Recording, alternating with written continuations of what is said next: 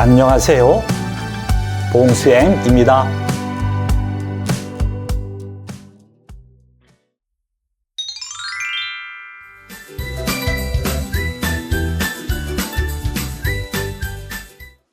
오늘은 직장 생활과 관련된 한국어 표현을 공부할 거예요.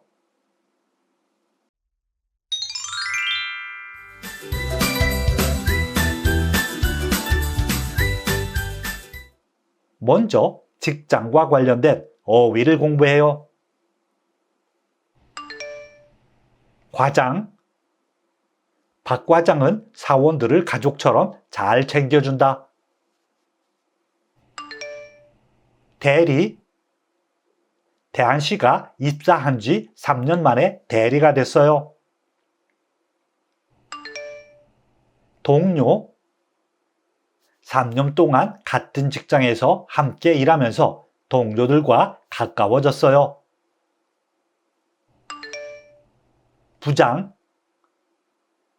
김철수 씨는 과장이 된 지 1년 만에 부장으로 고속으로 승진했다.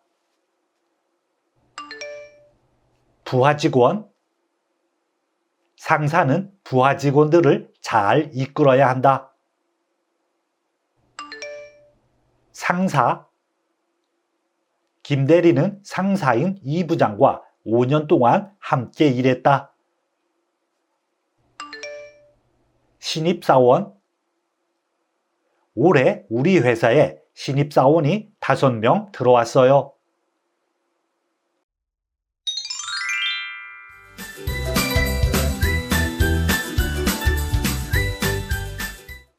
이번에는 사무와 관련된 어휘를 공부해요. 검토하다. 김 대리가 작성한 보고서를 부장님께서 검토하고 계십니다. 명함. 올해 회사에 들어가서 드디어 제 명함이 생겼어요. 번역. 미카 씨는 회사에서 일본어를 한국어로 번역하는 일을 해요. 보고서. 작년 사업에 대한 내용을 정리하여 부장님께 보고서를 제출했다. 보고하다. 다음 회의 때 신제품에 대한 고객들의 반응에 대해 보고해 주세요. 의논하다. 문제를 해결하기 위해서는 혼자서 생각하는 것보다 여러 사람과 의논하는 것이 더 좋아요. 작성하다. 회의가 끝난 후에 회의 내용을 정리해 회의록을 작성했어요. 조사하다. 내년 사업 계획서를 쓰기 위해서 필요한 정보를 조사했어요. 참고하다.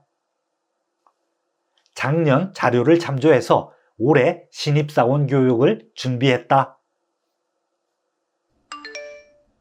협력하다. 이번 프로젝트는 여러 회사가 협력하여 완성했다. 화상회의. 요즘은 외국에 직접 가지 않고 외국 회사와 주로 화상회의를 한다. 회의록.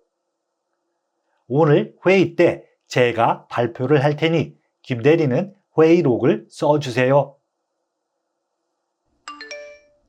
의견을 모으다. 여러 사람의 의견을 모아서 모임 장소와 날짜를 결정했다.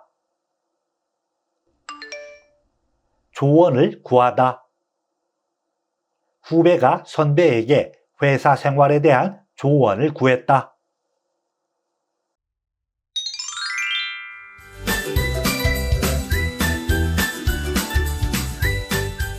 첫 번째 문법은 대신할 수 있는 내용임을 나타내는 는다거나입니다. 문법 는다거나는 두 가지 이상의 사실을 나열하여 앞에 오는 말이 뒤에 오는 내용을 대신할 수 있는 이름을 나타낼 때 사용합니다. 예를 들어 볼게요. 집에서 책을 읽는다거나 드라마를 본다거나 해요. 이 문장은 집에서 책을 읽다라는 행동이 드라마를 보다라는 행동을 대신할 수 있음을 나타내고 있습니다. 이와 같은 경우 문법 는다거나를 이용해 읽다를 읽는다거나 와 같이 바꿀 수 있습니다. 문법 는다거나는 동사일 경우 어간 끝 음절에 받침이 있으면 어간 더하기 는다거나 형태를 사용합니다. 그리고 받침이 없으면 어간 더하기 니은다거나 형태를 사용합니다.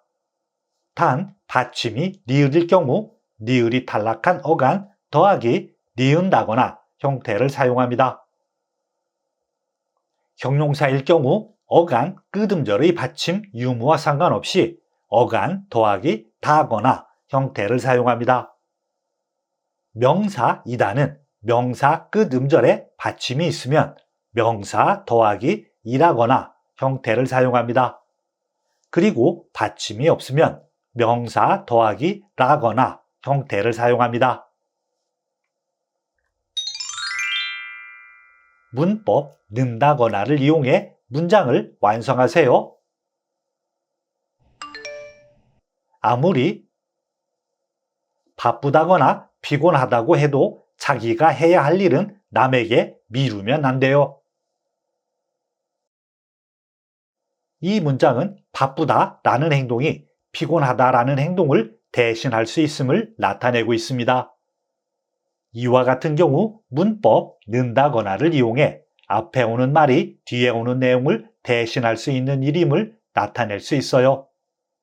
이 문법은 형용사인 경우 어간 끝음절의 받침 유무와 상관없이 어간 더하기 다거나 형태를 사용합니다.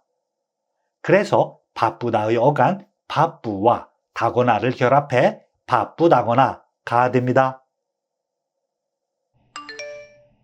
요즘은 결제할 때 카드라거나 휴대전화와 같은 것으로 현금을 대신한다. 이 문장은 결제를 할 때 카드가 휴대전화를 대신할 수 있음을 나타내고 있습니다. 이와 같은 경우 문법 는다거나를 이용해 앞에 오는 말이 뒤에 오는 내용을 대신할 수 있는 이름을 나타낼 수 있어요. 카드이다는 명사 카드 뒤에 이다가 붙은 형태이며 명사 끝 음절인 드에는 받침이 없습니다. 그래서 명사 카드와 라거나를 결합해 카드라거나가 됩니다.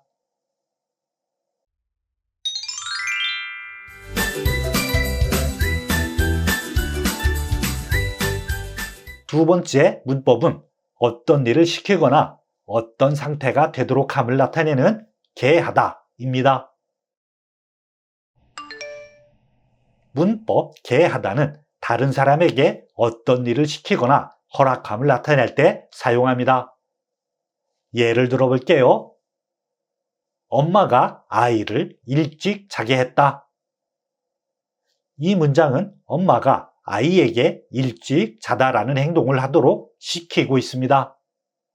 이와 같은 경우 문법 게하다를 이용해 자다를 자게 하다와 같이 바꿀 수 있습니다. 문법 게하다는 어떤 사물이 어떤 상태가 되도록 만듦을 나타낼 때 사용합니다. 예를 들어 볼게요. 불쌍한 아이들의 모습이 마음을 아프게 해요. 이 문장은 아이들의 모습이 마음을 아프다라는 상태가 되도록 만듦을 말하고 있습니다. 이와 같은 경우 문법 게하다를 이용해 아프다를 아프게 해요와 같이 바꿀 수 있습니다. 문법 게하다는 동사나 형용사, 어간, 끝음절의 받침, 유무와 상관없이 어간 더하기 게하다 형태를 사용합니다. 문법 게하다를 이용해 문장을 완성하세요. 어머니가 지훈이에게 방을 청소하게 했어요. 이 문장은 어머니가 지훈이에게 방을 청소하다라는 행동을 하도록 시키고 있습니다. 이와 같은 경우 문법 계하다를 이용해 어떤 일을 시키거나 허락함을 나타낼 수 있어요. 이 문법은 어간, 끄듬절의 받침, 유무와 상관없이 어간 더하기 계하다 형태를 사용합니다. 그래서 동사 청소하다의 어간 청소하와 계했어요를 결합해 청소하게 했어요가 됩니다. 어제 내린 비가 공기를 깨끗하게 했어요. 이 문장은 어제 내린 비가 공기를 깨끗하게 하다라는 상태가 되도록 만들고 있습니다. 이와 같은 경우 문법 계하다를 이용해 어떤 사물이 어떤 상태가 되도록 만듦을 나타낼 수 있어요. 이 문법은 어간, 끄듬절의 받침 유무와 상관없이 어간 더하기 계하다 형태를 사용합니다. 그래서 형용사 깨끗하다의 어간 깨끗하와 계했어요를 결합해 깨끗하게 했어요가 됩니다.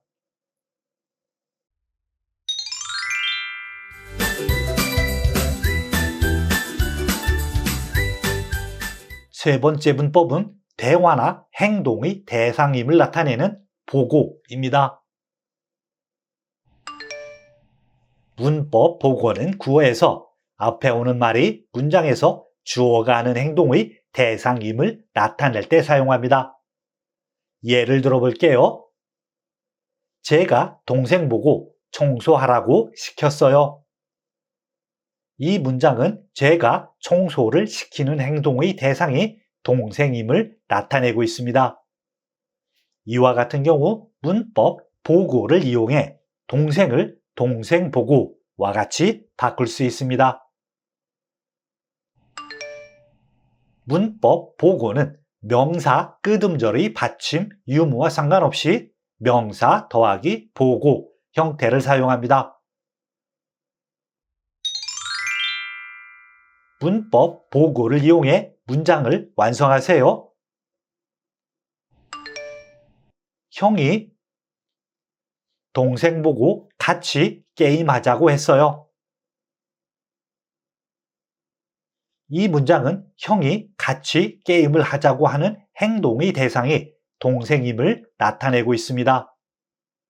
이와 같은 경우 문법 보고를 이용해 어떤 행동의 대상을 나타낼 수 있어요. 이 문법은 명사 끄듬절의 받침 유무와 상관없이 명사 더하기 보고 형태를 사용합니다. 그래서 명사 동생과 보고를 결합해 동생보고가 됩니다. 신입사원이 김대리 보고 회의가 언제 끝나냐고 물었어요.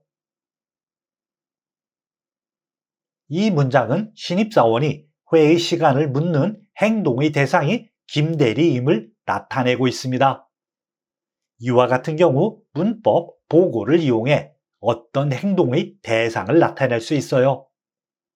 이 문법은 명사 끄듬절의 받침 유무와 상관없이 명사 더하기 보고 형태를 사용합니다. 그래서 명사 김대리와 보고를 결합해 김대리 보고가 됩니다.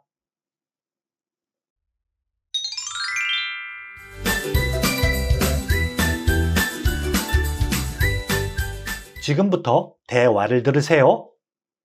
대한 씨와 과장님이 대화를 해요. 대화를 잘 들으세요. 대한 씨, 내일 회의 준비는 다 됐어요? 거의 다 됐습니다. 이제 회의실만 예약하면 됩니다. 알겠어요. 그리고 회의 자료를 검토해 봤는데 내용을 좀 고쳐야 할 것 같아요. 네, 검토 의견을 메일로 보내주시면 참고해서 다시 작성하겠습니다. 점심시간 후에 보내줄게요. 네, 과장님. 바쁘신데 검토해 주셔서 감사합니다. 그리고 내일 회의 때 신입사원 중 한 명에게 회의록을 작성하게 하는 게 어때요? 알겠습니다. 그럼 제가 지금 박지민 사원에게 가서 이야기하겠습니다.